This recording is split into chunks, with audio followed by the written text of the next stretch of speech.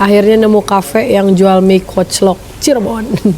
Bismillah huapkeun. Menu makanannya Cirebonan, tapi lokasi kafenya ada di Kuningan. Cepik spill dulu tempatnya ya. Di bagian depan ada bar dan spot ngopi yang super cozy karena ada sofa rotan. Nah, kafenya ini 2 lantai ya, lantai bawah dan atas sama-sama lega. Jadi kalau bawa grup, keluarga atau corporate enakeun pisan. Masih leluasa, ada outdoor, lesehan sama kolam ikan yang bikin sejuk. Menunya banyak pisan loh, ini belum keluar semua. Yang pertama ada mie koclok Cirebon, nasi lengko, empal gentong, tahu gejrot, iga penyet, iga bakar, sapi lada hitam, dan red chili. Cemilannya ge banyak, ada singkong keju, sempol ayam, otak-otak, dan kentang goreng. Minumannya ceuah, ada rainbow ice, blue ocean, dan melon squash. Tapi yang paling Cepik suka ini nih, es tape ketan dan infused waternya. Sehat dan ikonik banget. Rata-rata makanannya cocok di lidah, tapi Cepik lebih prefer ke menu-menu Cirebonannya sih, karena rasanya otentik dan ownernya emang asli Cirebon. Nah, yang penasaran langsung agendakan aja ke Kiki Cafe and Resto di Jalan Raya Bandorasa nomor 18